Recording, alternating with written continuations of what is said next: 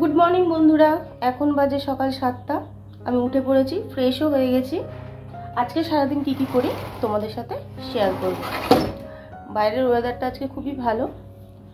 এখন ঠান্ডা প্রায় চলেই গেছে, গরম পড়ে গেছে। তো আমি ফার্স্টে বিছনাটা তুলে নিয়েছি, তোমাদের দেখাচ্ছি। আমার বিছনা গুছানো ডান। এরপরে যাব রান্নাঘরে। ভিডিওটা দেখতে থাকো, সাথে থাকো। চলো, রান্নাঘরে যাওয়ার আগে ভাবলাম ঘরটা আগে ঝাঁট দিয়ে নিই, কারণ এরপরে তাড়াহুড়ো লেগে যাবে, ঘরটা ঝাঁট দিতে পারবো না সকাল সকাল। তো আগে সকাল সকাল বাসি ঘরটা ঝাঁট দিয়ে আমি তারপরে নাইটিটা ছেড়ে চলে আসলাম একদম রান্নাঘরে। রান্নাঘরে কালকে রাতের কিছু বাসন ছিল, সেটাই ধুয়ে নিলাম। আমার রাতে সেরকম বাসন হয় না, কারণ দুজন শুধু হয়তো দুটো থালা হয়।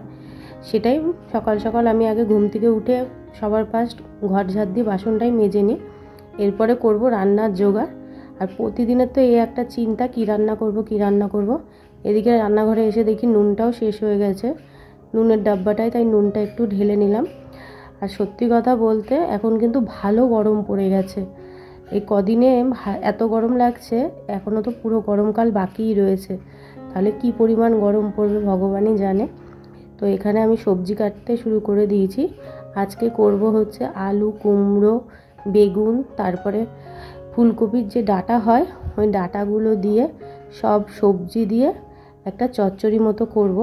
শীত তো প্রায় চলেই গেল, তো ফুলকপি তো এরপরে আর পাওয়াও যাবে না। আর ফুলকপির ডাঁটাগুলো কিন্তু এরকম চচ্চড়ি করে খেতে কিন্তু দারুণ লাগে। আমি কিন্তু প্রায় করি, এর মধ্যে যদি একটু চিংড়ি মাছ দেওয়া যায় তো আরও ভালো লাগে। তো আমি চিংড়ি মাছ দিইনি, ধনেপাতা দিয়ে পেঁয়াজ রসুন দিয়ে করেছিলাম মাখা মাখা করে একদম তরকারি। এটা গরম ভাতের সাথে জাস্ট জমে যায়।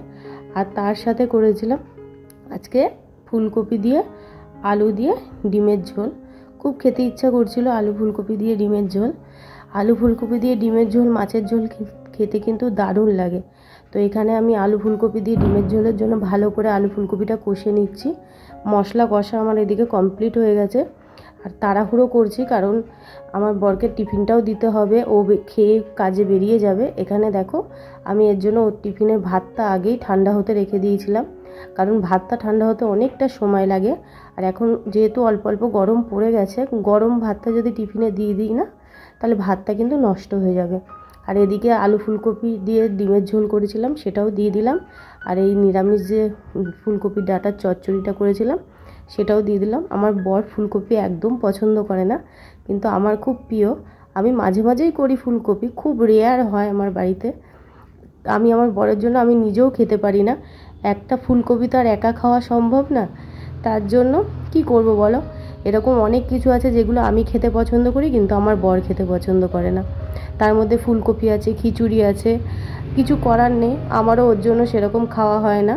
তো এবার ওর খাবারটা ঝমঝম করে বেড়ে দিই, কারণ অনেকটা বেলা হয়ে গেছে, প্রায় 10:30 11টার মতো বাজে। এখানে গরম গরম ভাত, কেবলই নামিয়েছি ভাতটা, এর জন্য বরের ভাতটা আগে তুলে রেখেছিলাম যাতে ঠান্ডা হয়ে যায়। আর তার সাথে ডিমের মামলেট করে নিয়েছিলাম।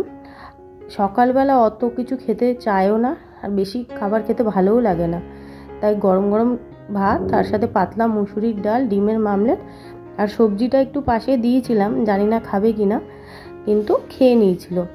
আমি বললাম না, খুব সুন্দর হয় খেতে, তোমরা একটু বাড়িতে ট্রাই করে দেখো। খুব সিম্পল রেসিপি, আলু, বেগুন, কুমড়ো, তার সাথে যা সবজি থাকবে দিয়ে, ফুলকপির ডাঁটা দিয়ে একটু পেঁয়াজ রসুন, একটু জিরের গুঁড়ো, কাঁচা লঙ্কা দিয়ে ভালো করে মাখা মাখা করে ভাজা করবে। এখানেও খেয়ে দিয়ে টিফিন নিয়ে কাজে বেরিয়ে গেল। স্নান কমপ্লিট, এখন পুজো দেব, পুজো দিয়ে নিজেও কিছু খাবো। সকাল থেকে তোমাদের সাথে আর কথা বলার সুযোগ হয়নি, এত কাজের চাপ ছিল।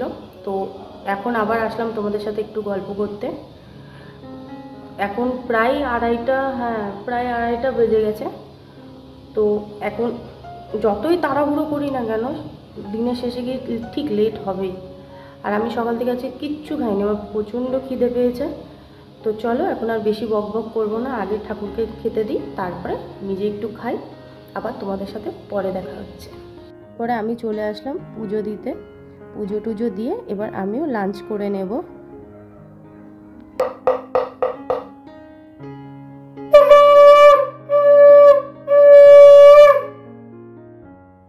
সকালে তো দেখতেই পেয়েছিলে কি রান্না হয়েছিল, আর কালকের একটু তরকারি ছিল সেটা নিয়ে নিয়েছিলাম।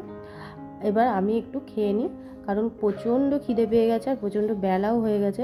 আমি কিন্তু ভাতটা আবার খাওয়ার সময় একটু গরম করে নিয়েছিলাম, কারণ অনেক সকালে রান্না করি তো ঠান্ডা হয়ে যায়। আজকের মতো ভিডিওটা এইটুকুই, আবার দেখা হচ্ছে তোমাদের সাথে নতুন ভিডিওতে। টাটা।